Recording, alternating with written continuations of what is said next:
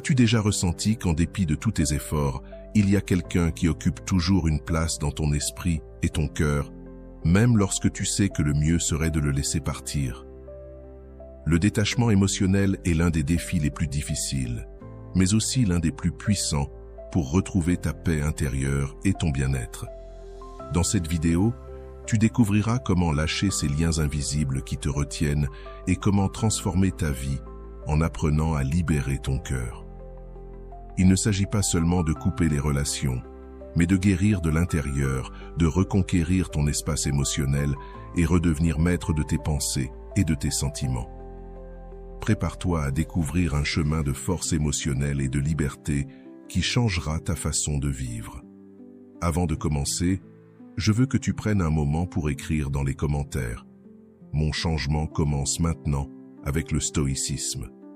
Fais-le comme un engagement envers toi-même, un premier pas vers la meilleure version de toi. Nous avançons ensemble sur ce chemin. Numéro 1. L'acceptation radicale. L'attachement naît de la peur, pas de l'amour. Bien que nous le déguisions souvent sous forme d'affection, de besoin émotionnel ou d'engagement, la réalité est que l'attachement est une illusion de l'ego. Une illusion qui nous dit que nous ne pouvons pas aller bien si nous ne possédons pas cette personne, si nous ne contrôlons pas cette situation, si certaines conditions externes ne sont pas remplies. Mais ce n'est pas notre vérité. Notre essence n'a pas besoin de s'accrocher à quoi que ce soit pour se sentir complète. Elle est libre, autosuffisante. Elle est amour sans chaîne. C'est l'ego qui nous dit « Sans ça, je ne suis rien. Sans cette personne, je m'effondre.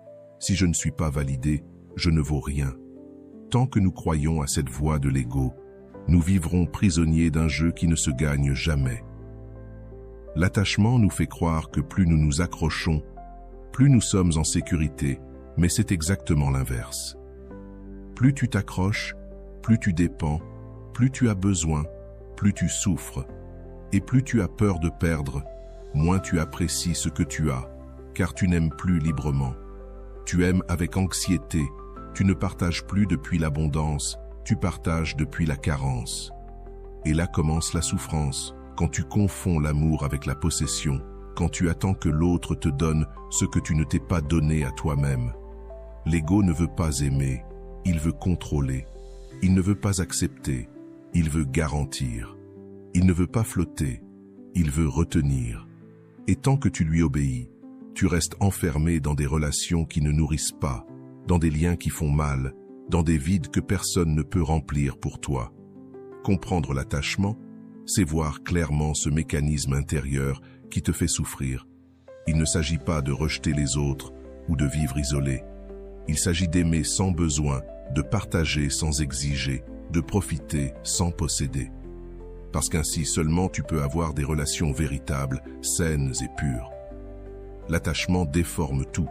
Il te fait attendre que l'autre soit comme tu veux, qu'il agisse comme tu en as besoin, qu'il remplisse tes vides sans jamais échouer. Et cela est impossible. Personne n'est venu au monde pour compléter ce que tu n'as pas voulu construire à l'intérieur de toi. Tant que tu ne te réconcilies pas avec toi-même, tu continueras à attendre que quelqu'un vienne te sauver. Et cela ne fait que te laisser plus brisé, plus frustré, plus perdu. La véritable liberté émotionnelle commence quand tu comprends que tu n'as besoin de personne pour être heureux, que ta valeur ne dépend pas de l'attention de quelqu'un d'autre, que ta paix ne se négocie pas contre une compagnie qui ne te respecte pas. Quand tu t'en rends compte, tout change. Tu n'as plus besoin de supplier, de poursuivre, ni d'insister là où tu n'es pas réciproque. Tu n'acceptes plus de relations qui te prennent plus que ce qu'elles te donnent, car tu comprends que le véritable amour commence par toi. Et quand tu es plein à l'intérieur, tu ne cherches pas à ce que les autres te remplissent. Tu partages seulement ce que tu es déjà, sans peur de perdre, sans besoin de retenue. L'attachement est un piège de l'ego. Il te fait croire que sans ce travail, sans ce partenaire, sans cette validation, tu es incomplet. Mais ce n'est pas vrai. C'est la voix de la peur qui parle, et la peur enchaîne l'amour. En revanche, l'amour libère, l'amour a confiance, l'amour accepte. Quand tu te connectes à ton essence, tu cesses de négocier ton bien-être contre la permanence de quelque chose d'extérieur. Tu cesses de rester là où tu ne grandis plus. Tu cesses de craindre la perte, parce que tu comprends que rien de ce qui part ne t'enlève ce que tu es réellement. Ce qui est authentique ne se perd pas. Ce qui se perd a déjà rempli son rôle. Lâcher prise ne signifie pas abandonner. Lâcher prise signifie avoir confiance. Confiance en toi, en la vie, en ta capacité à te reconstruire, à évoluer, à avancer, sans rester attaché à ce qui ne vibre plus avec toi. Et quand tu fais cela, quand tu comprends vraiment que l'attachement n'est pas de l'amour mais de la peur d'être seul, alors quelque chose de magique se produit. Tu commences à vivre avec légèreté, tu commences à respirer profondément, tu commences à aimer depuis la liberté. Et là, juste là, commence ta transformation. Numéro 2, le pouvoir de l'esprit sur les émotions. L'ego est une voix silencieuse mais insistante qui te murmure que tu n'es pas assez. Il te convainc que tu dois prouver ta valeur, que tu as besoin de plus, qu'il te manque quelque chose à l'extérieur pour être heureux. Sans t'en rendre compte, tu entres dans une course sans fin pour la validation, pour la reconnaissance, pour des applaudissements qui ne remplissent jamais le vide à l'intérieur de toi. Avant de continuer, si tu n'es pas encore abonné à ma chaîne YouTube, je t'invite à le faire dès maintenant. En t'abonnant, tu seras informé de toutes mes nouvelles vidéos, ce qui te permettra de ne rien manquer de contenu précieux. L'ego compare, juge, te fait regarder les autres comme s'ils étaient toujours un pas en avant, comme s'ils possédaient une formule secrète qu'il te manque. Et ainsi, il t'éloigne de toi-même, te vole ta paix, ton authenticité, et t'enferme dans un jeu où tu as toujours l'impression qu'il te manque quelque chose pour être complet.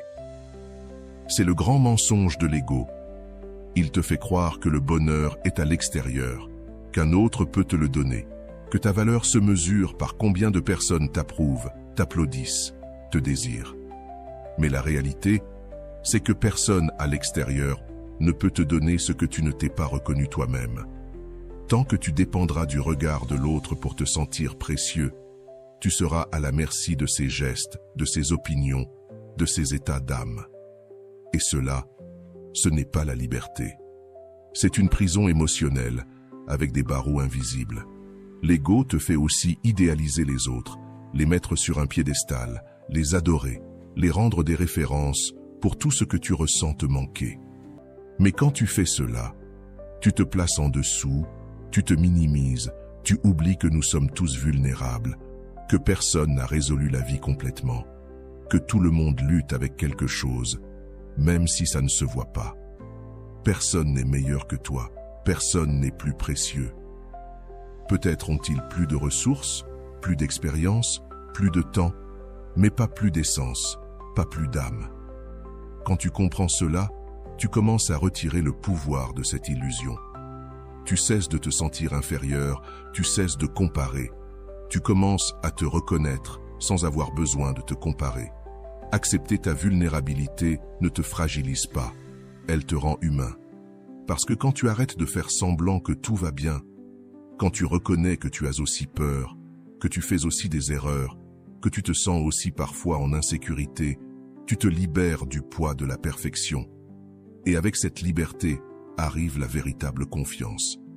Ce n'est pas la confiance bruyante qui impose, qui gonfle pour impressionner, mais la confiance calme, celle qui n'a pas besoin de prouver quoi que ce soit, qui sait qui elle est, même si personne ne le dit. C'est la confiance qui naît quand tu arrêtes d'obéir à l'ego. L'ego veut que tu portes des masques, que tu paraisses fort quand tu es brisé, que tu souris quand tu es vide, que tu agisses comme si rien ne t'affectait, alors que tu es en train de t'effondrer. Mais la guérison commence quand tu arrêtes de faire semblant, quand tu commences à t'écouter véritablement, à te poser des questions. Que me faut-il? Qu'est-ce qui me fait mal? Pourquoi je me sens ainsi? Et en répondant honnêtement, quelque chose en toi se réaligne. Parce que tu commences à te traiter comme si tu traiterais quelqu'un que tu aimes, avec soin, respect et compassion. Le changement ne se produit pas du jour au lendemain. L'ego est têtu. Il voudra revenir, continuer à te comparer, chercher encore de la validation. Mais chaque fois que tu l'identifies, chaque fois que tu l'observes sans te laisser emporter, tu lui enlèves de la force. Tu deviens plus conscient, plus présent. Et là commence la transformation. Parce qu'au lieu de réagir, tu choisis. Au lieu de chercher à avoir, tu partages. Au lieu de vouloir être meilleur que les autres, tu choisis de collaborer. Et au lieu de chercher à l'extérieur, tu trouves ton véritable pouvoir à l'intérieur. Ta valeur ne réside pas dans ce que tu accomplis, ni dans ce que tu parais être. Elle réside dans ta capacité à être toi-même, même lorsque personne ne t'applaudit. Elle est dans ton authenticité, dans ton calme, dans ta vérité. Quand l'ego cesse de diriger tes décisions, tu commences à agir selon ton essence. Et là, tu deviens inarrêtable, parce que tu n'as plus besoin que tout le monde te comprenne. Il te suffit de te comprendre toi-même. Tu n'attends plus d'approbation. Pour te sentir bien, tu t'approuves toi-même. Tu ne compites plus pour l'attention. Tu as ta propre attention, ton propre amour, ton propre chemin. Numéro 3. L'importance du pardon. Garder rancune, c'est comme prendre du poison en espérant que ça fasse du mal à l'autre personne. Mais en réalité, c'est toi qui te consumes. Le pardon, bien que beaucoup le confondent avec un acte de soumission, est en fait l'un des gestes les plus courageux et puissants que tu puisses faire pour toi-même. Tu ne pardonnes pas pour que l'autre se sente mieux, ni pour justifier ce qui t'a été fait. Tu pardonnes pour lâcher le poids que tu portes depuis trop longtemps, celui qui t'épuise émotionnellement, qui te prive de clarté mentale et t'empêche d'avancer avec légèreté vers ce que tu mérites. Tant que tu maintiens ce ressentiment vivant, cette personne continue d'avoir du pouvoir sur toi, même sans être présente. Elle occupe toujours de l'espace dans ton esprit, dans ton énergie, dans ton histoire. Le stoïcisme te le dit clairement. Tu ne peux pas contrôler ce que les autres font, mais tu peux contrôler ce que tu fais de ce qui t'a été fait. Pardonner n'est pas oublier, ce n'est pas faire comme si rien ne s'était passé. Pardonner, c'est regarder de face le mal, le comprendre, en tirer des leçons, puis le laisser partir.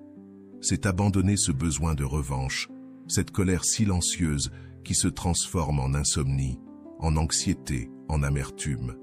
C'est comprendre que ta paix a plus de valeur que d'avoir raison, que ta tranquillité vaut plus qu'un règlement de compte. Et ce n'est pas facile.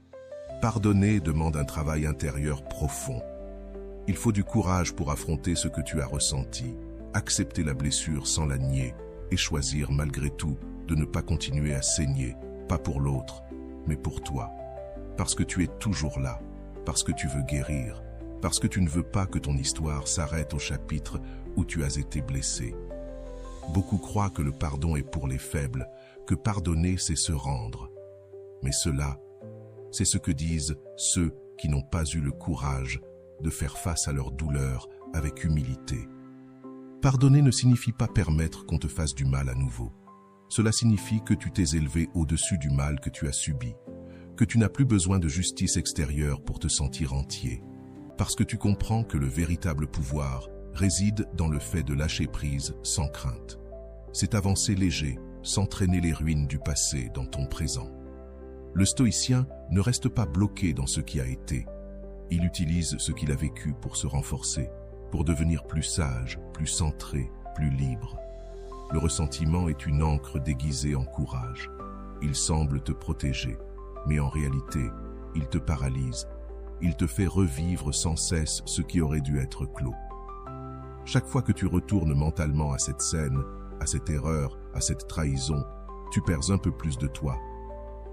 Le pardon est l'outil qui coupe cette répétition infinie, qui te redonne le contrôle, qui te rappelle que c'est toi qui choisis jusqu'à quand quelque chose qui appartient au passé va encore t'affecter. C'est une limite que tu ne poses pas à l'autre, mais à toi-même.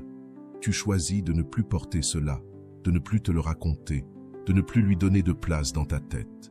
Oui, cela peut faire mal, car le pardon est aussi un deuil. Lâcher prise fait mal, surtout quand une partie de toi veut encore que l'autre paye. Mais tu n'es pas venu dans cette vie pour être le geôlier de tes émotions. Tu es venu pour grandir, pour t'épanouir, pour être si fort que même la pire erreur de quelqu'un d'autre ne pourra pas stopper ta transformation. Pardonner, c'est dire à l'univers « J'ai compris la leçon, je suis prêt pour ce qui vient ». Et quand tu lâches prise depuis le pardon, depuis la conscience, avec la décision ferme de ne plus porter ce qui ne te construit pas, quelque chose s'aligne à l'intérieur de toi. Tu commences à respirer différemment, à penser différemment, à regarder vers l'avenir sans que ton passé ne te tire en arrière comme un poids mort.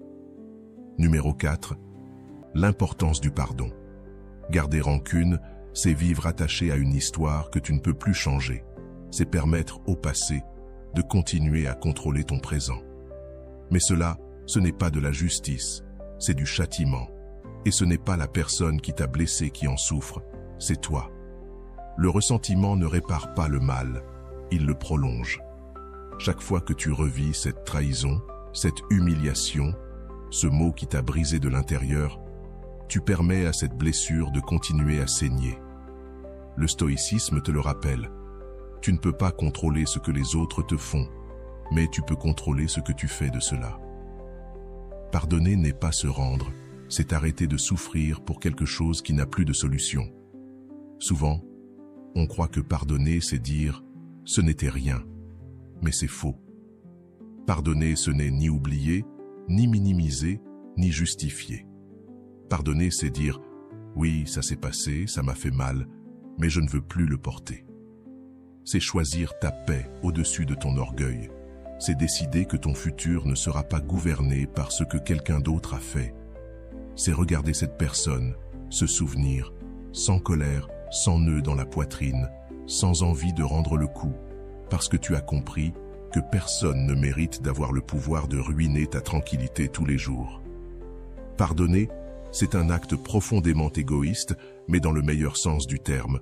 C'est penser à toi, à ta santé mentale, à ton repos émotionnel, à ton bien-être. C'est lâcher cette pensée répétitive qui te vide d'énergie, ce dialogue intérieur qui te culpabilise ou qui rejette la faute sur l'autre, et encore une fois, parce que ça épuise. Vivre avec du ressentiment, c'est comme marcher avec un caillou dans la chaussure. Tu peux avancer, mais dans une douleur constante. Et il arrive un moment où il ne s'agit plus de savoir qui a tort ou raison. Il s'agit de savoir si tu vas continuer à marcher avec ce poids inutile. Le pardon est aussi une déclaration de pouvoir. Tu n'as pas besoin que l'autre s'excuse. Tu n'as pas besoin qu'il reconnaisse son erreur. Tu n'as pas besoin qu'il vienne réparer ce qu'il a brisé. Tu le fais pour toi, parce que ta paix n'est pas entre les mains de quelqu'un d'autre. Parce que tu ne veux plus dépendre d'une excuse pour fermer un cycle.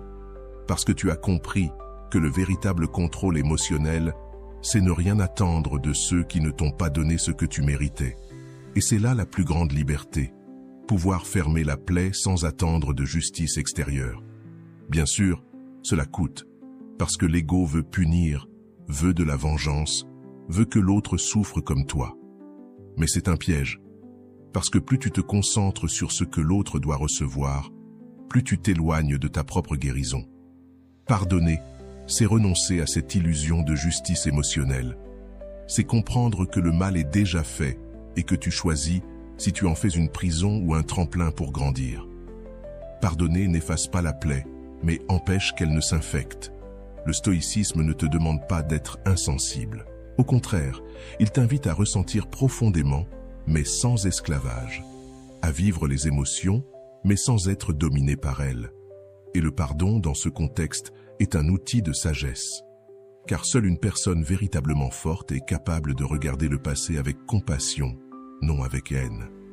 Car celui qui a travaillé sur lui-même peut dire « Je n'ai plus besoin de ce fardeau » et se libérer ainsi, sans bruit, sans éclat, sans explication, juste lâcher, juste respirer, juste avancer. Quand tu pardonnes, quelque chose se réorganise en toi. Ton énergie change, ton focus change, ta narration interne change. Tu n'es plus la victime d'une histoire qui t'a blessé. Tu deviens le protagoniste d'une histoire que tu as décidé de transformer.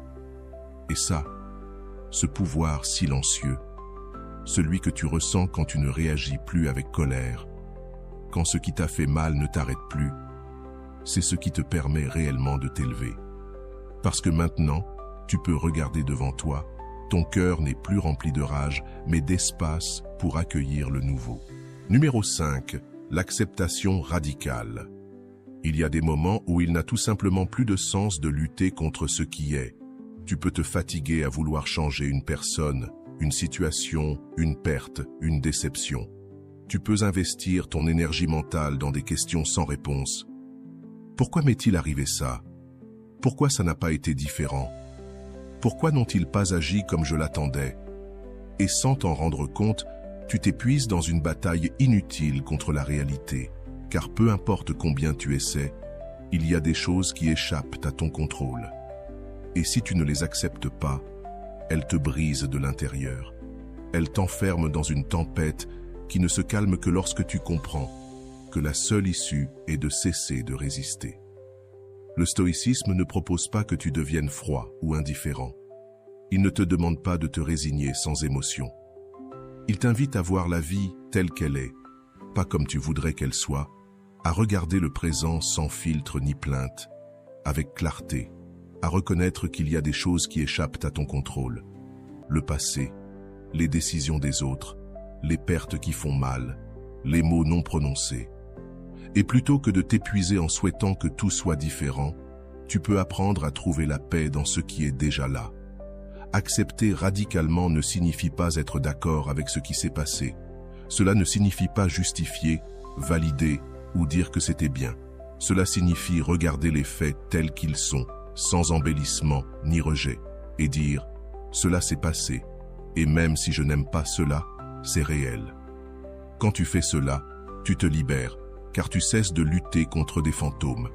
Tu arrêtes de discuter avec une version imaginaire de la vie, une version où tout aurait dû être parfait, et tu reviens au présent, à l'unique chose que tu peux transformer. Ton attitude, tes pensées, ton regard. La résistance émotionnelle est l'une des principales sources de souffrance. Ce n'est pas le fait en soi qui fait mal, mais ta lutte interne pour le nier, pour désirer que ce soit différent, pour t'accrocher à une illusion. Et cette lutte te consume, elle te prive d'énergie, elle embrouille ton esprit, elle t'empêche de voir de nouvelles opportunités. Mais lorsque tu choisis d'accepter, lorsque tu baisses tes armes intérieures et choisis de voir la réalité sans embellissement, quelque chose change. Tu commences à respirer différemment, à prendre des décisions avec plus de clarté, à avancer sans que le passé te tire en arrière comme un poids mort. Accepter, ce n'est pas arrêter de ressentir, c'est ressentir en conscience. C'est te permettre de pleurer, de ressentir la colère, la douleur, mais sans rester coincé là-dedans. C'est dire « oui, cela fait mal, mais je ne vais pas rester là pour toujours ». C'est ouvrir un espace à l'intérieur de toi où tu peux accueillir ce qui est arrivé sans que cela te détruise. Et cette capacité à tenir ce que tu ne peux changer avec sérénité est une forme de pouvoir. Car le véritable pouvoir n'est pas dans le contrôle du monde, mais dans le fait de ne pas laisser le monde te contrôler. L'acceptation radicale est un acte de sagesse, car ce n'est pas de la passivité, mais de la direction. Elle t'aide à rediriger ton énergie vers ce que tu peux effectivement changer. Tu n'as plus à gaspiller ta force à te battre contre ce qui est immuable. Tu l'utilises pour construire quelque chose de nouveau, pour te renforcer, pour t'adapter, pour grandir à partir de ce que tu as, et non à partir de ce que tu as perdu. Cela te donne un avantage, tu deviens plus résilient, plus lucide, plus présent. Parce que tu sais que la vie ne consiste pas à ce que tout se passe comme tu veux, elle consiste à apprendre à évoluer avec grâce dans ce que tu dois vivre. Parfois, accepter signifie que tu ne recevras pas d'excuses, que tu ne comprendras pas pourquoi quelqu'un a agi comme il l'a fait, que tu ne pourras pas réparer ce qui est déjà brisé. Et c'est bien ainsi, car tu n'as pas besoin de tout comprendre pour guérir, tu as seulement besoin de cesser de lutter contre ce qui ne change pas. Et quand tu fais cela, quand tu cesses de demander à l'univers qu'il soit différent, l'univers cesse d'être ton ennemi. Il t'accompagne, te soutient, te montre des chemins que tu ne voyais pas lorsque tu étais pris dans la résistance. Si vous êtes arrivé jusque-là, écrivez en commentaire « Je suis prêt à me sentir libre ». L'attachement au passé est une des formes les plus silencieuses d'auto-sabotage. Nous le faisons sans nous en rendre compte, avec les meilleures intentions du monde. Nous voulons préserver ce qui nous a fait du bien, nous protéger de la douleur, éviter l'incertitude. Mais ce que nous ne voyons pas, c'est que cet attachement, cette nécessité de retenir ce que nous connaissons, nous empêche également de grandir. Le détachement n'est ni froideur ni indifférence. C'est la capacité de regarder quelque chose ou quelqu'un avec amour, de remercier pour ce qui a été, et pourtant d'avoir le courage de lâcher prise quand cela ne t'apporte plus, quand cela ne nourrit plus, quand cela ne s'intègre plus dans la vie que tu construis. La pratique du détachement commence dès que tu oses regarder en avant sans t'accrocher à ce qui reste derrière. Cela exige du courage, car lâcher prise implique de se confronter au vide, au silence, à l'inconnu. Mais cet espace qui reste après avoir lâché prise n'est pas un vide de perte. C'est un terrain fertile pour ce qui est aligné avec toi aujourd'hui. Le FOMO, peur de manquer quelque chose, qui te dit « Et si ça ne revient jamais ? Et si c'était le meilleur que j'aurais ?» C'est juste une illusion créée par un esprit qui ne tolère pas la fin. Mais il y a des fins qui sont des bénédictions déguisées. Il y a des choses qui partent non pas pour te punir, mais pour te libérer. Nous nous accrochons à des relations qui sont déjà brisées, à des versions de nous-mêmes qui n'existent plus, à des buts qui ne nous motivent plus, juste parce que nous avons peur que si nous lâchons tout, il ne nous restera plus rien. Mais le véritable vide n'est pas dans le fait de lâcher prise. Il est dans le fait de rester là où l'on ne peut pas grandir, de répéter des cycles par peur du changement, de prétendre qu'il y a de la stabilité là où il n'y a que de l'immobilité. Le détachement n'est pas une renonciation, c'est une évolution. C'est savoir quand tu as donné tout ce que tu pouvais donner et quand il est temps de retourner cette énergie vers toi. Quand tu pratiques le détachement, tu apprends à vivre plus léger. Tu n'as plus besoin de tout contrôler, tu ne te précipites plus pour retenir, tu ne poursuis plus ce qui s'éloigne. Tu laisses simplement couler, tu observes, tu acceptes. Et à partir de ce moment, une paix que tu n'avais jamais ressentie auparavant se manifeste. Le détachement te donne le pouvoir de choisir avec conscience et non par besoin. Le pouvoir de recevoir sans anxiété et de lâcher sans drame. Le pouvoir d'être avec toi-même sans sentir que quelque chose te manque. Et bien sûr, ce processus fait mal, parce que l'ego ne veut pas lâcher. L'ego veut de la certitude, veut des garanties, veut que les choses durent pour toujours. Mais la vie ne fonctionne pas ainsi. Rien n'est permanent. Tout change, tout se transforme. Ce qui te comble aujourd'hui peut te vider demain. Ce qui te fait du bien aujourd'hui peut te limiter demain. Et c'est bien ainsi, parce que ce n'est pas une question de chercher l'éternel, mais de trouver l'authentique, ce qui résonne en toi à ce moment-là. Et si une relation, un rêve, une histoire ne vibre plus avec toi, alors il est aussi bien de les laisser partir. Lâcher prise ne signifie pas échouer, cela signifie avoir confiance. Avoir confiance en ce qui vient, avoir confiance que ton intuition sait, avoir confiance que tu mérites quelque chose qui ne te fasse pas douter, qui ne t'impose pas de survivre. Car quand tu lâches prise, tu fais de l'espace. Et lorsque tu fais de l'espace, le nouveau peut entrer. Mais si tu restes accroché au passé, il n'y a pas de place pour ce qui est destiné à te rencontrer. L'attachement est la peur, le détachement est la foi. Foi en toi, en ton chemin, en ta capacité de te reconstruire chaque fois que cela est nécessaire. Pratiquer le détachement ne signifie pas se fermer au monde. Cela signifie s'ouvrir sans dépendre, aimer sans posséder, être présent sans s'attacher. C'est une manière de vivre en équilibre, en harmonie avec toi-même. Cela veut dire que tu peux désirer quelque chose de tout ton cœur, mais si ce n'est pas pour toi, tu peux aussi le laisser partir. Et cette liberté d'aimer sans attachement, de vivre sans poids, d'avancer sans chaîne, c'est l'une des expressions les plus élevées de la maturité émotionnelle. Le chemin vers le bonheur ne vient pas lorsque tout va bien à l'extérieur. Il vient quand tout est en ordre à l'intérieur.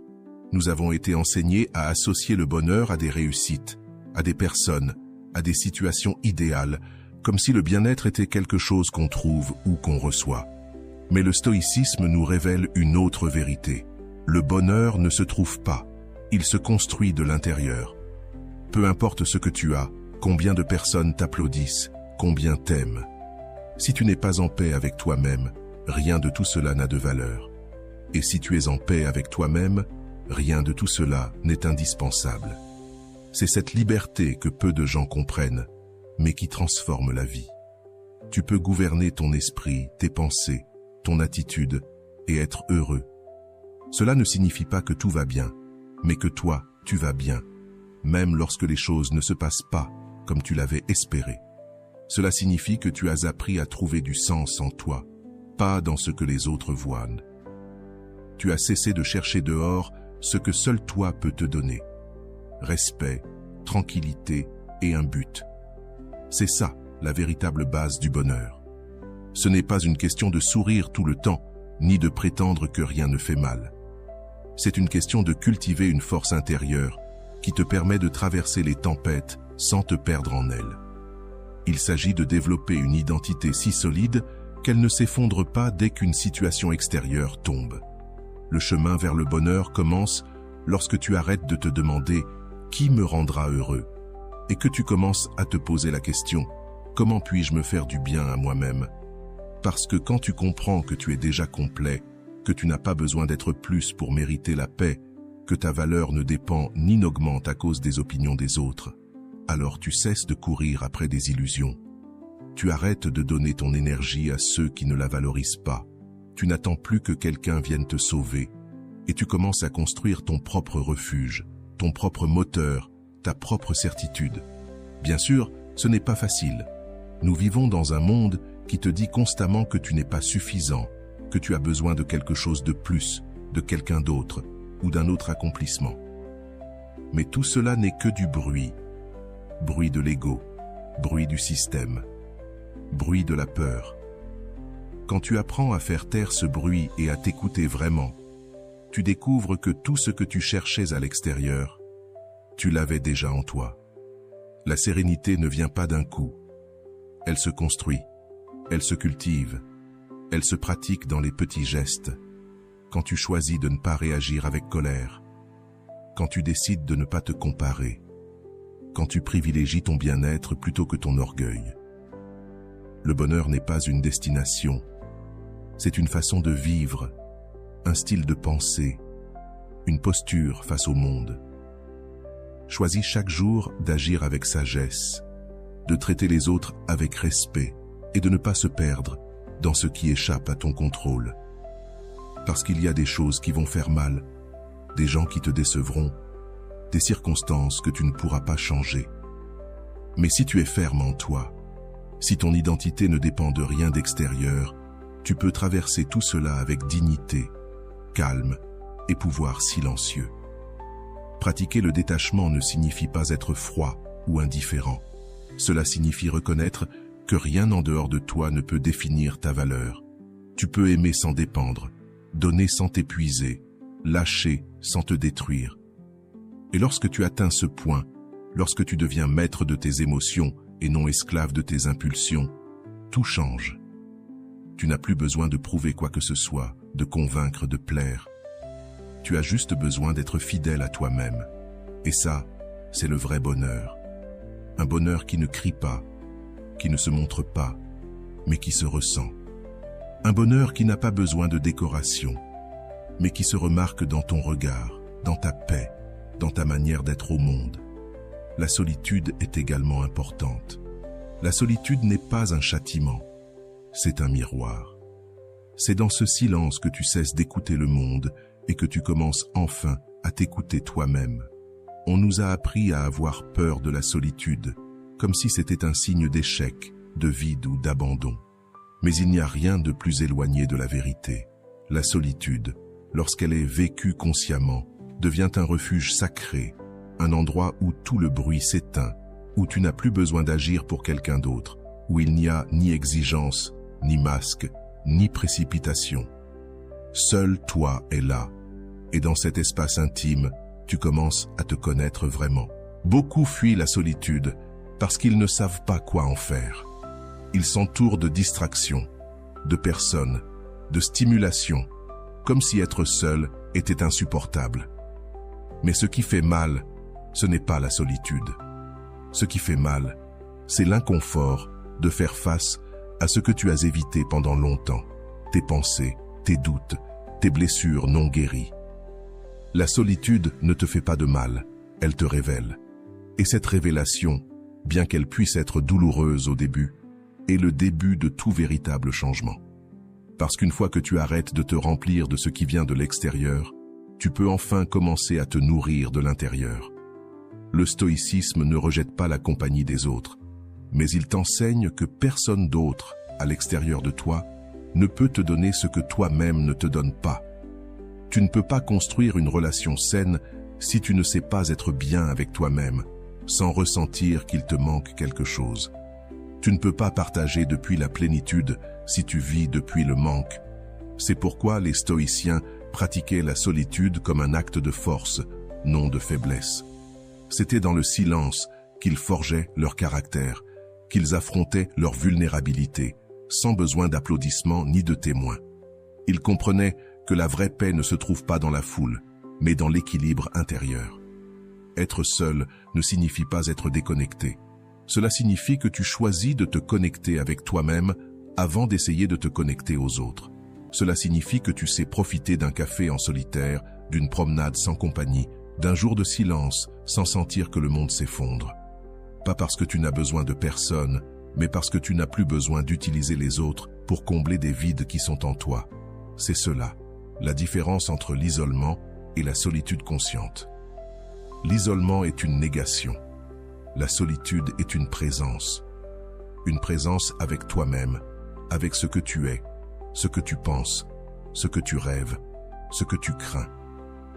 Il y a un moment où tu découvres que la solitude n'est pas seulement utile, mais nécessaire.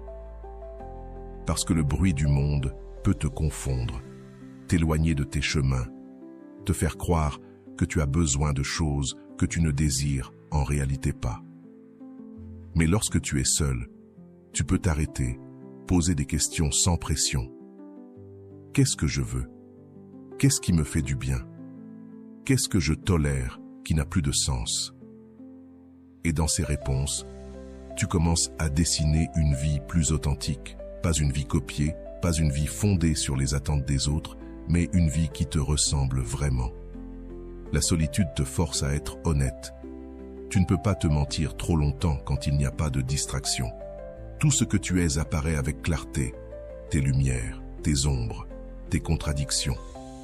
Et si tu as le courage de rester là, de ne pas fuir, d'observer sans juger, alors commence le véritable travail intérieur. Un travail qui ne se voit pas de l'extérieur, mais qui transforme tout de l'intérieur. Parce que c'est là que tu commences à guérir, à lâcher prise, à te comprendre. Et depuis cette compréhension, tout change. La façon dont tu choisis, dont tu te relâches, dont tu réponds au monde.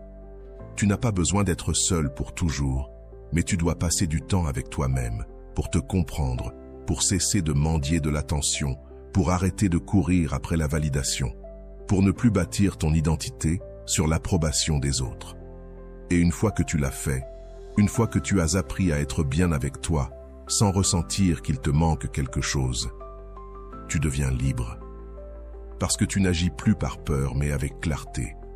Tu ne te lis plus par besoin, mais par désir. Tu ne cherches plus chez les autres ce qui se trouve seulement dans le silence. La vie n'est pas juste, mais elle est toujours juste pour nous. La vie n'est pas juste, et plus tôt tu l'acceptes, plus tôt tu cesseras de souffrir à cause de cela. Parce que tant que tu attends que tout ait du sens, que le bien soit toujours récompensé et que le mal soit toujours puni, tu vivras frustré. Ce n'est pas ainsi que la vie fonctionne. La vie ne suit pas les règles de ce que nous croyons qu'elle devrait être. Elle fonctionne selon ses propres lois, des lois que nous ne comprenons souvent pas. Mais cela ne signifie pas que la vie est contre toi. Cela signifie que sa justice n'est pas celle que ton ego attend, mais celle dont ton âme a besoin. Et c'est ce que le stoïcisme nous enseigne avec une lucidité brutale. Tu ne peux pas contrôler ce qui se passe, mais tu peux contrôler ce que tu fais de ce qui se passe. Lorsque quelque chose d'injuste te survient, tu as deux chemins. rester prisonnier de la plainte, du pourquoi moi, de la douleur paralysante, ou utiliser cette expérience comme un terrain d'entraînement pour ton caractère. Parce que c'est là, en plein cœur de l'injustice, que l'on voit qui tu es. Pas dans les moments de confort, pas quand tout va bien. Ton vrai toi apparaît quand quelque chose brise tes plans, quand quelqu'un ne te traite pas comme tu le mérites, quand la vie t'offre quelque chose que tu n'avais pas demandé. C'est à ce moment-là que tu décides si tu réagis comme une victime ou comme un guerrier silencieux. Et c'est ce choix qui définit ta liberté. Ce n'est pas de nier que ça fait mal. Bien sûr, ça fait mal. Il y a des choses qui ne devraient pas arriver, des gens qui ne devraient pas nous faire mal. Les choses peuvent être cruelles, mais si tu restes là à attendre que le monde s'excuse, tu vas attendre toute ta vie. Le monde ne vient pas te demander pardon, il continue d'avancer. C'est à toi de décider si tu veux avancer avec lui ou rester coincé dans ce qui t'a été fait. Le stoïcisme t'enseigne à ne pas laisser les événements déterminer ton état intérieur.